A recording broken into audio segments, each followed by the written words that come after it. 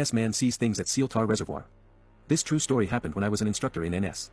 It happened in a forest clearing near the edge of the Seletar Reservoir on a bright sunny afternoon sometime in 1984. I was an Army corporal in charge of a section of trainees. Having practiced how to pitch tents, I debriefed my trainees on the do's and don'ts of pitching a tent. My back was facing the forest interior. My trainees were facing me and the forest interior behind me. As I was talking, I noticed that one of my trainees, John, seemed to be watching something behind me. Instinctively, I turned around. There was nothing unusual. Just the forest interior. There was a long branch dangling from a tree, swinging left and right. I continued my debrief. Again, John seemed distracted by something behind me. I turned around and did not notice anything unusual, just the swinging branch. I asked John in Hokkien, "John, what did you see?" He simply replied, "Nothing." I carried on my debrief. This time, the trainees were whispering excitedly among themselves. I looked behind me. There was nothing unusual. Just the swinging branch. Annoyed, I asked John in a harsher tone of voice, "John, what did you see? Tell me." Only then, he replied in low hushed tones, "I saw something." But he dared not go further. I did not take him too seriously then. But little did I notice that although the branch was swinging, the leaves on the trees did not rustle.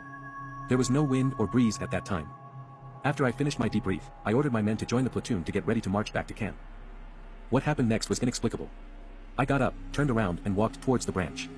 Suddenly, I felt dizzy and could not move forward.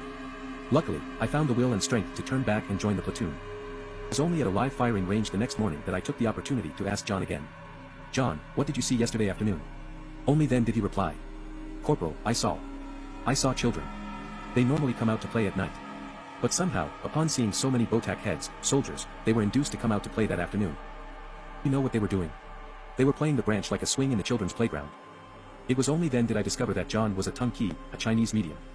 I also found out that he was not supposed to identify or call the spirits openly for fear of provoking them. I was still skeptical. Maybe John was bluffing. I decided to test him.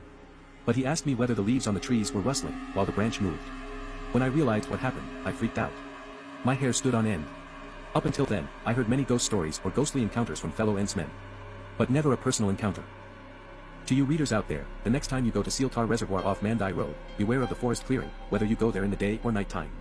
It is situated in a forest clearing just about 20 to 30 meters from a small white stone pavilion, not sure if it is still there, near the public toilet.